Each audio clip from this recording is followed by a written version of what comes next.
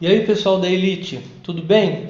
Estou de volta aqui para a nossa última conversa dessa primeira série dos caminhos da interpretação e vamos lá, vamos engrossar um pouco esse caldo e agregar mais algumas estratégias que podem servir para aqueles momentos de dificuldade, quando a gente está diante de algum tipo de texto, tá bom? Vamos lá? Olha só, em conversas anteriores, falamos um pouco a respeito de letra de música e estratégias que também seriam possíveis para pensarmos em textos poéticos. Na sequência, eu tratei com vocês de como pode ser feita a abordagem interpretativa de um texto de natureza dissertativa e hoje eu vou conversar um pouco com vocês sobre como se podem ler textos que misturam linguagem verbal e não verbal, palavras e imagens. Esse é o tema da nossa conversa de hoje aqui nos Caminhos da Interpretação.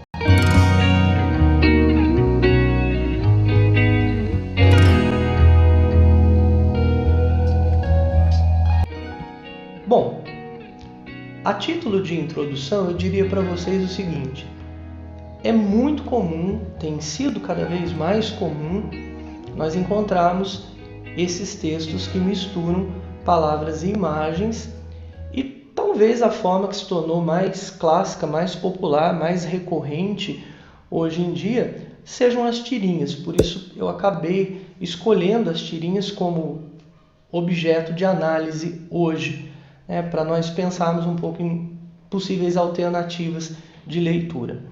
Vejam, quando se trata desse tipo de leitura, também existem algumas possibilidades de abordagem que certamente nos levarão a respostas mais esclarecedoras em relação ao texto.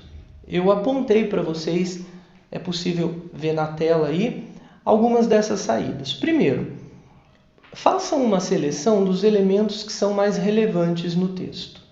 Se a imagem é a personagem que se repete, essa repetição da personagem mostra que ela está sempre igual, existe algum detalhe importante que se modificou nela? Se é o texto verbal que você está investigando e não a imagem, existem palavras-chave, alguma palavra diferente, surpreendente, inesperada? É um momento de, numa primeira observação, fazer esse tipo de levantamento, esse tipo de escolha, tá certo? Depois, tentem organizar as ideias mais importantes, tanto do texto verbal quanto da imagem. Procurem entender, ainda que de modo separado, uma e outra. Procurem entender um pouquinho esses dois universos de comunicação. O que no texto verbal você separaria como mais importante? O que na imagem te chama mais atenção? Tá? Depois, seria possível estabelecer relações de sentido entre essas duas linguagens? Em que momento vocês percebem que há uma convergência?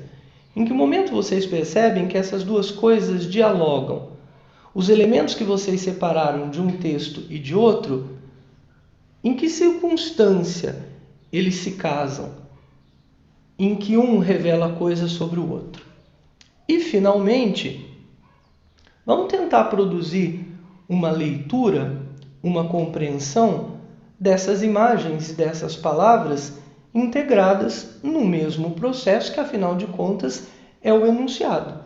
Porque o enunciado é justamente a enunciação desse texto, é justamente a relação entre esses dois tipos de linguagem.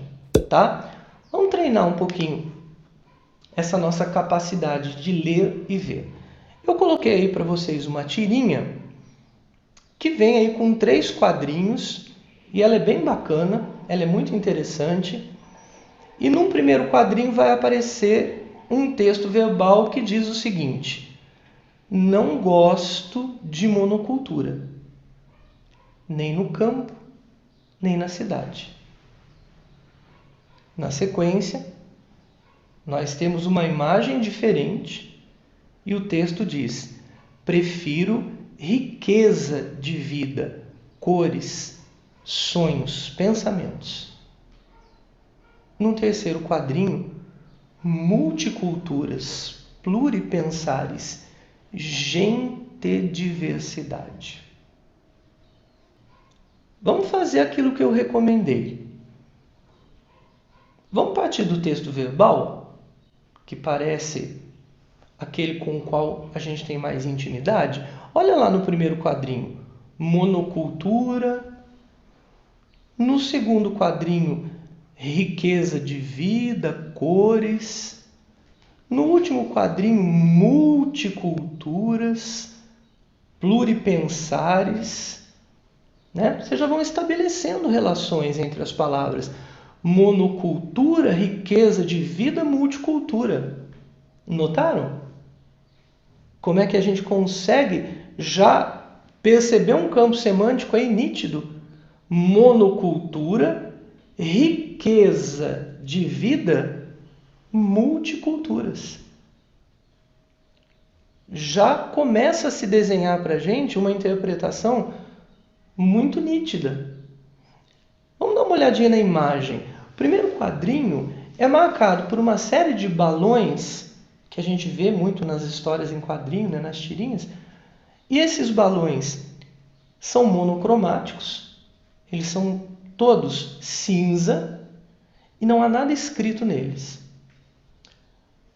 Notem que no segundo quadrinho o texto muda completamente de cor, porque nós temos os balões de outra cor e tudo ficou florido, tudo ficou diversificado, tudo ficou alegre, tudo ficou colorido. E no último quadrinho, os personagens que povoam não são mais os balõezinhos, não são mais as flores, mas são crianças. Gentediversidade. Depois a gente vai observar que nós temos aí a representação do menino que é negro, da menina que é branca, que aliás está na cadeirinha de rodas, né? Da menininha do cabelo preto, né? Mas da pele bem branquinha, a outra que é amarela, do menininho que representa a raça indígena. Isso é gentediversidade. Então, observem que é perfeitamente possível a gente associar imagem, cor, texto verbal e pensar em quanta coisa diz essa tirinha. Eu coloquei aí para vocês, como possibilidade de interpretação, primeiro, vejam que há uma oposição básica nessa tirinha, que é monocultura e multiculturas. Né? Aquilo que se rejeita e aquilo que se deseja. Observem que a monocultura está imageticamente representada pelos balões que têm a mesma cor, o mesmo formato, mas vazios. Todos cinza e vazios. O que quer dizer? Não faz sentido. Não tem nada escrito no balão. Isso não tem mais sentido. O mundo não pode mais ser desse jeito. Desse jeito, cinza assim, fica sem graça, fica sem cor, fica sem fantasia, sem imaginação. O que é a monocultura aí nessa tirinha? É a negação do espaço às diferenças. A monocultura é você estabelecer só um tipo como verdade. É você querer impor que só deve existir uma coisa, ou que as coisas só devem existir de uma maneira, que as pessoas devem ser todas do mesmo jeito. E ele diz que prefere multiculturas. E quando ele usa essa palavra multiculturas, olha como a imagem combina, porque você tem as crianças que representam diferentes etnias. É isso que é a diferença, é isso que é a pluralidade. E é isso que faz a graça das coisas. E não aquele tom acinzentado, aquele tom triste, que pode, sem dúvida nenhuma, remeter ao preconceito.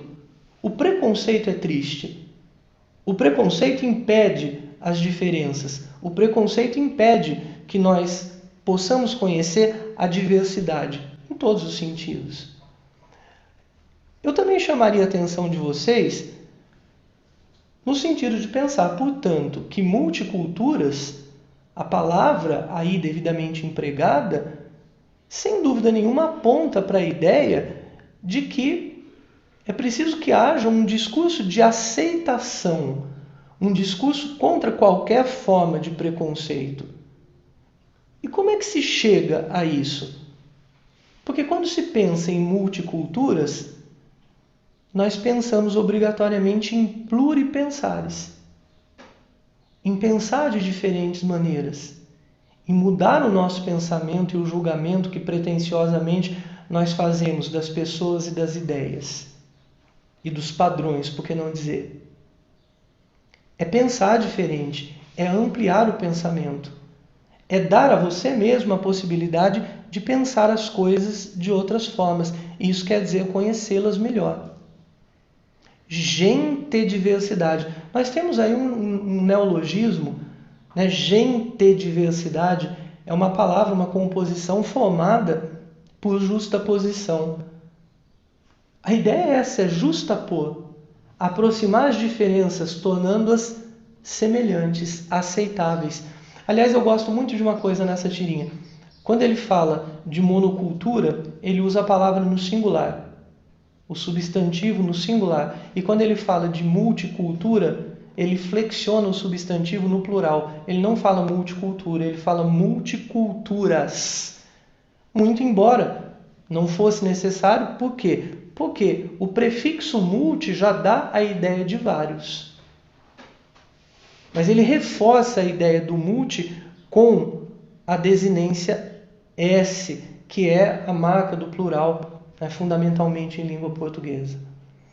Então, eu anotei aí por fim.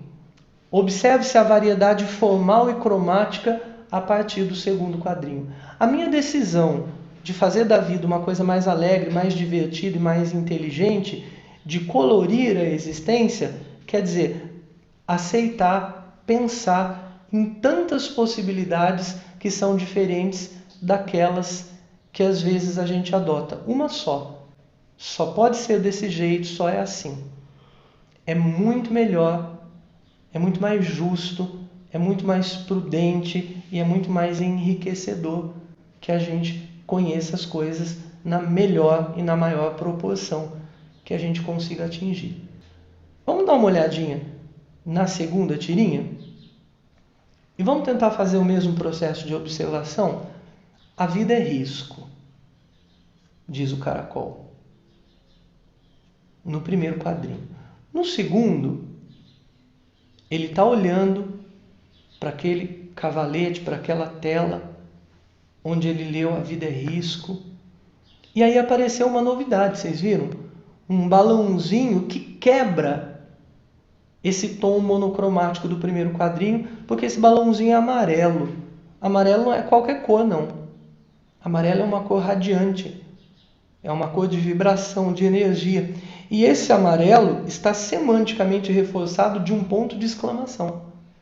Esse ponto de exclamação, vocês podem dar uma olhadinha. Ele combina perfeitamente com a ideia de alegria que existe na figura. Porque no primeiro quadrinho, o caracol ele tem as sobrancelhas assim, né? Como quem está pensando, reflexivo, talvez aborrecido com alguma coisa. No segundo quadrinho, não.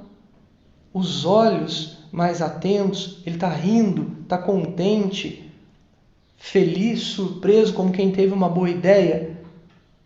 E no terceiro quadrinho, ele já tem um lápis na mão, amarelo, a mesma força, a mesma energia, a mesma vibração. E aí ele diz, risca, risca, com ponto de exclamação. Não é um risca só com ponto final, é com ponto de exclamação.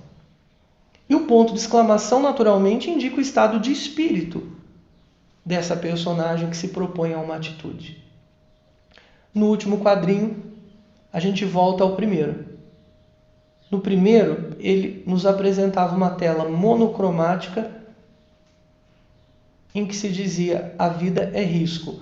No último quadrinho, uma tela em que o monocromatismo vai ser quebrado completamente, definitivamente pela cor amarela, e ele muda a frase: a vida é risco.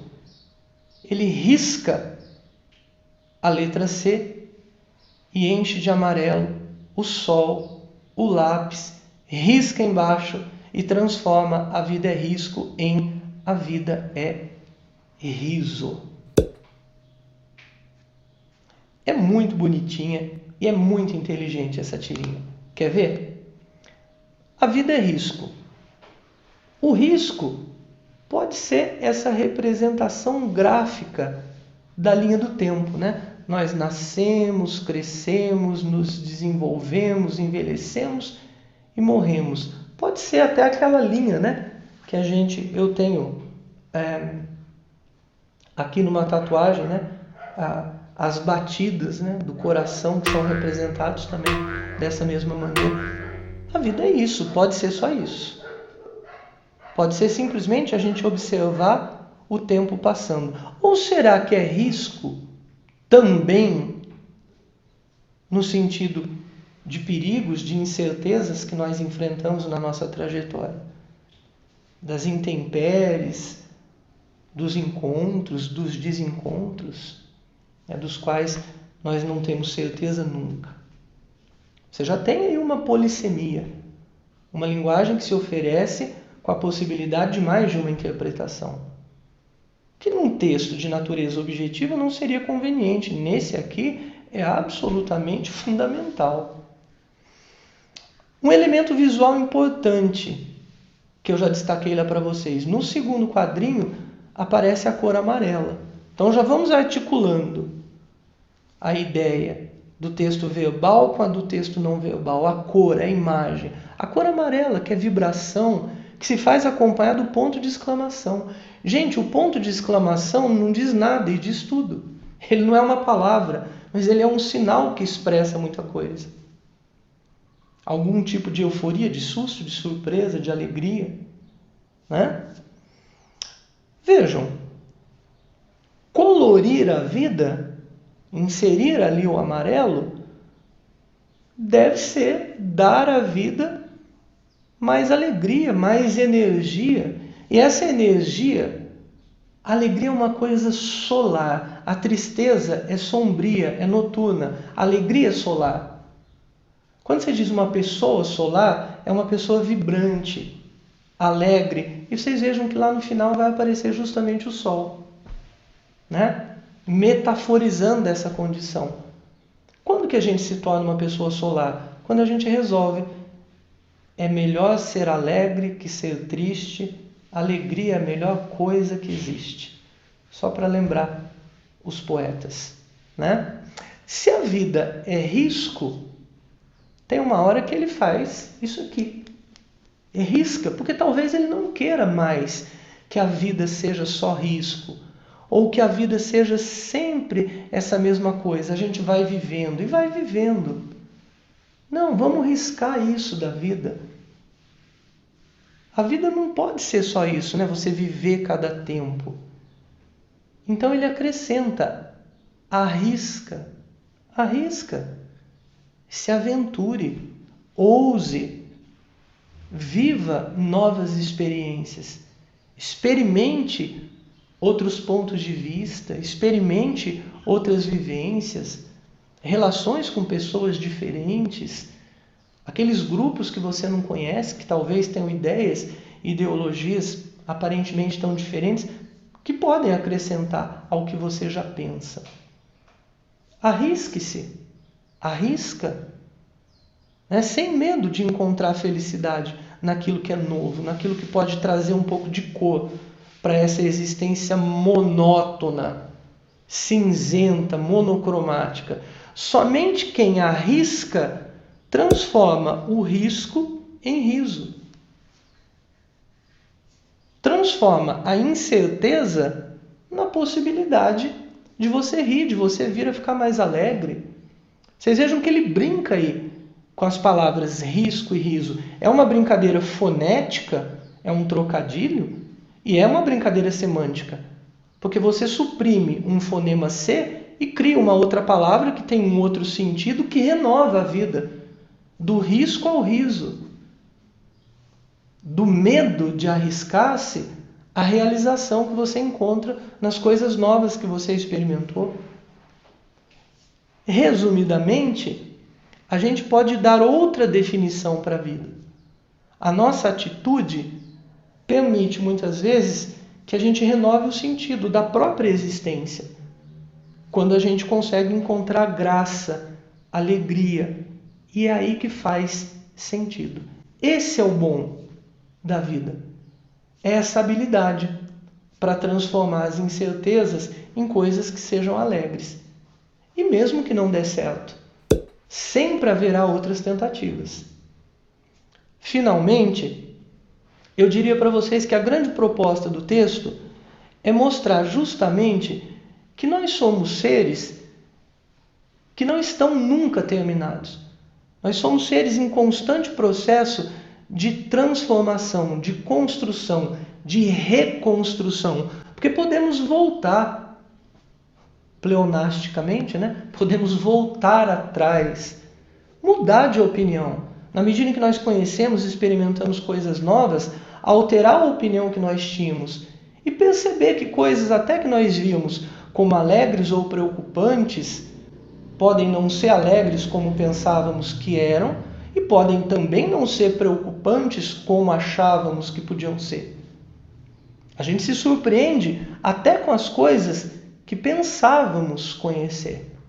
Essa é a grande proposta, para que a gente tenha a iniciativa de querer fazer a vida feliz, de querer colocar uma cor amarela, da gente querer ser solar, da gente querer ter alegria todo dia em cada coisa nova. A tirinha diz isso. É uma tirinha quase filosófica, vocês perceberam? Por trás de muito poucas palavras e de traços muito simples, muito inocentes, e eu diria para vocês uma economia de recursos. Vocês observem quanto se explora a imagem na primeira tirinha. Na segunda, os recursos são muito econômicos, são muito mais contidos, o que não quer dizer que ela diga menos coisas. Quantidade, nesse caso, não é sinônimo de qualidade. Tá? A questão é como os elementos são bem utilizados. E mais, como nós, leitores, nos posicionamos nesse processo de decodificar os elementos, de entendê-los, não só separadamente, mas na mistura que faz sentido entre eles. Isso é interpretação. Ok? Eu encerro essa série dizendo para vocês que eu apontei aqui em 4 encontros 3 caminhos diferentes para 3 objetos de leitura e análise diferentes. Teremos outras oportunidades, falaremos certamente na sequência de outros tipos de texto, mas repito, queria que vocês guardassem essas estratégias como possíveis repertórios, para que pudessem lançar mão deles nos momentos em que estiverem diante de textos com essas características. Não existe milagre no sentido de termos técnicas absolutamente matemáticas e lógicas para a interpretação. Por isso que eu chamei essa série de caminhos da interpretação. São vários. E como tudo na vida, a gente faz escolhas.